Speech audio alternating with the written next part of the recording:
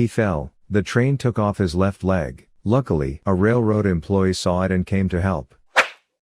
Warning: disturbing content. Viewer discretion is advised. Redditors, what are some seriously scary / disturbing ass stories that did indeed happen to you or someone you know?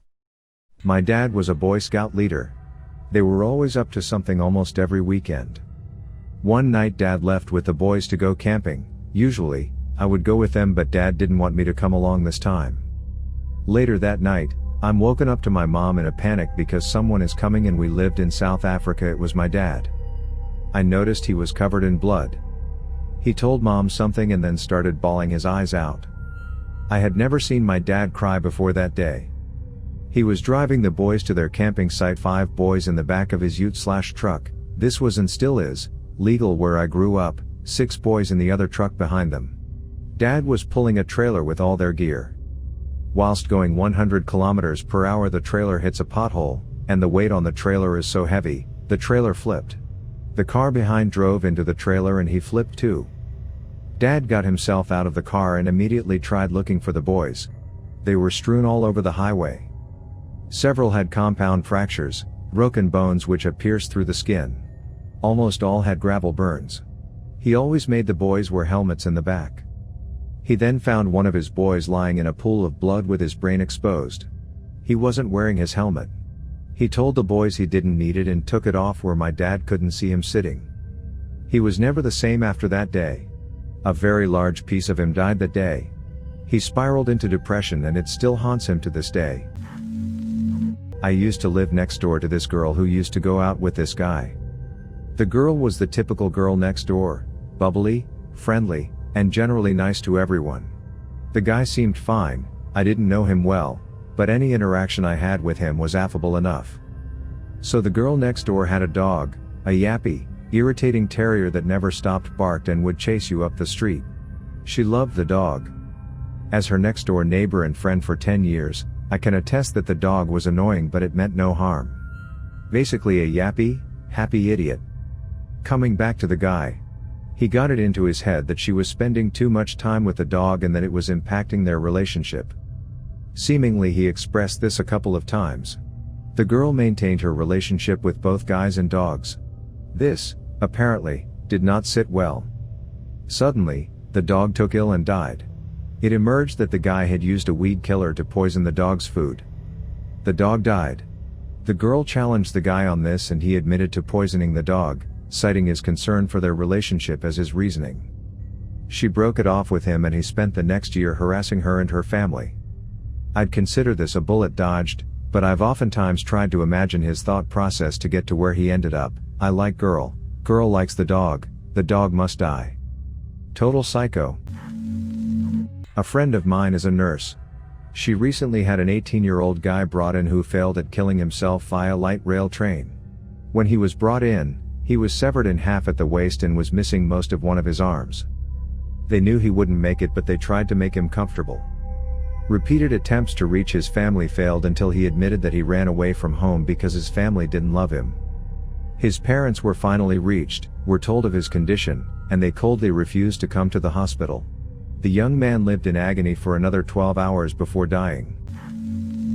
When my friend was 14, she was walking home from school in uniform when a car pulled up beside her and a man in police uniform told her something had happened to her dad and she should get into the car so he could take her to the hospital.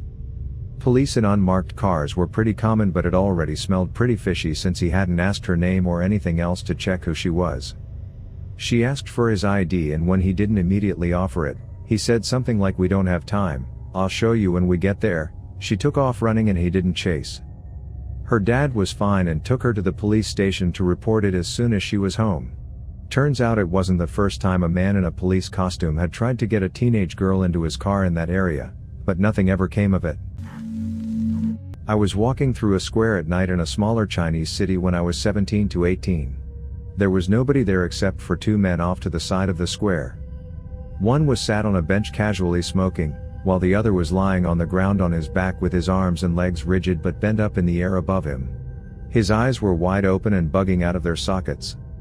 It was like every muscle in his body was tensed and he was not moving at all, while his friend was completely unfazed by the whole situation. Looking back now, I imagine he was either having some form of seizure or was on some insane drugs, but at the time I wasn't sticking around to find out. I just got the fuck out of there.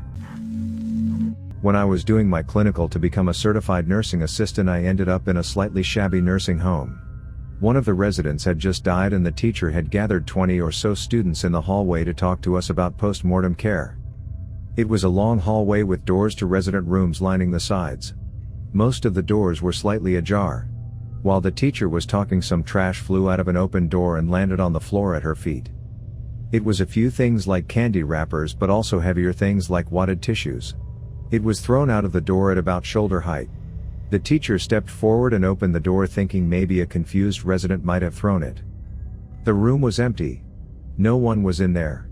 There was no wastebasket, absolutely no way for trash to just fly out.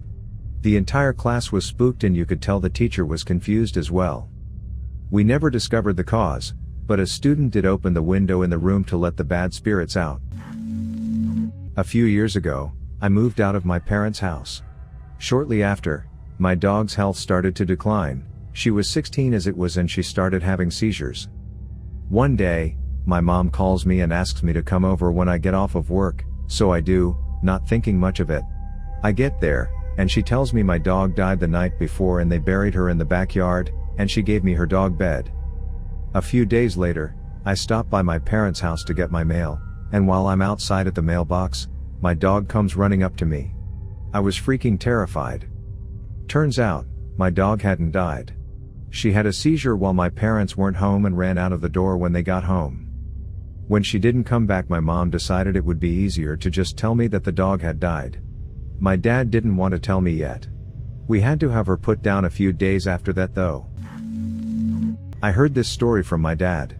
One of his coworkers' mom had lived alone. One morning, she had woken up unable to move her limbs. She waited for 2 days stuck in her bed, unable to do anything. Lucky for her, someone, I don't remember who, happened to come to visit her on the third day. Turned out she had an infarction in her brain and it had made her unable to move. She was hospitalized for a long time because she got into a really bad condition during those 2 days she spent stuck in place. At least for me, the idea of waking up unable to move and waiting 2 days alone, expecting that you die, is really disturbing. I've posted about it before, but this really happened to my boyfriend's mom in the 1970s. She owned a large van and had driven it to a supermarket in the Portland, Oregon area. This store had a drive-up lane for people to load groceries. This was at night. She got into her van, saw an intruder in the back of the van lying in wait for her to go drive up to the grocery pickup lane. She screamed and ran back into the store to get help. By the time she came back with other people, the guy was gone. To quote the saying, her guardian angel was with her that evening.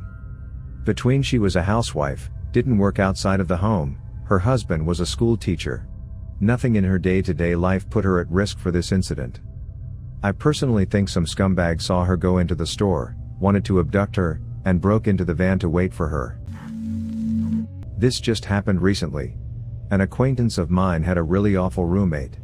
He would constantly harass her and her boyfriend, steal their stuff, and just generally act pretty shitty. Well, he kicked my friend and her boyfriend out and got some new roommates. These new roommates stabbed him to death in the apartment. I was at my friend's house for poker night. We played until midnight and I then chilled for an hour. Then I decided to make my way home. I usually take my bike to him, but there was very good weather this evening, to be in Sweden, so I walked. We live in a 50-50 neighborhood and woods. I often don't get scared walking by myself at night, but this night I felt like there was something/someone watching me. I looked over my shoulder for some minutes but didn't see anything. Until I had someone's shoes in the gravel behind me. It was dark and only some light from the streetlights. He stepped into the streetlights and what I saw was a tall man wearing all black, big military shoes, gloves, black backpack, and the strangest thing, a weird-looking Halloween mask. My heart was racing and I didn't want to run to show him that I was scared, so I walked the fastest I could. I looked back again and saw him picking up 2 iron bars from his backpack. He started to walk towards me. I ran the fastest I could. I could hear him beating the iron bars together and I make that dining sound. I got 100 meters from him and stopped in the dark where he couldn't see me and watched him. He was looking for me and still beating the iron bars together. Then I ran home and told my friends. Funny thing is that a month later I saw the exact same man with his mask on in daylight, walking around in our little town like it was normal.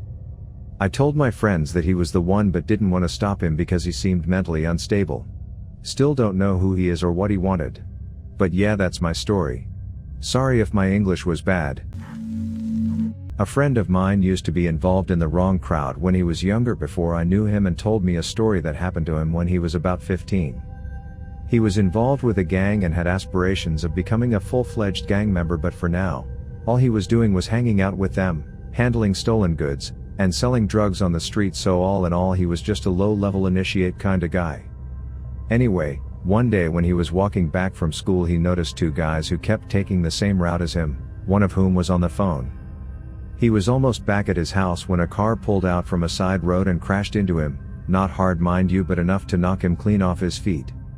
The next thing he knows he's being dragged into the backseat where two guys sat on him. During the journey, the people in the car kept hitting him and telling him he was gonna die. He legit pissed himself in fear. He was taken to a house, tied up, and put in the loft alone for a few hours until some of the guys came up to the loft to beat him up. They told him they were from X gang and knew he was with Y gang and were sending a message telling him he was gonna be buried alive the next day. Sure enough, the next day they took him to some woods but then just left him there untied and drove off. He didn't go to the police about it, but it turned his life around too as he cut contact with his gang and moved on. I live in Taiwan. I got to know an Australian here. He found a job in another city, and I went with him the day he went to meet his new employer. His new job came with an apartment. When we got off the lift, as we walked down the hall toward the apartment, we noticed every apartment on that floor had burning sticks of incense in holders next to them.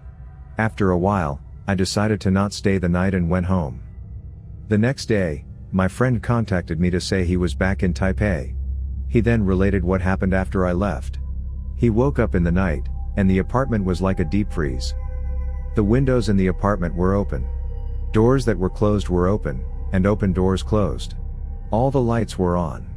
Apparently, he spent a harrowing rest of the night in that place. The next day, his new employer told him that that was her mother's apartment.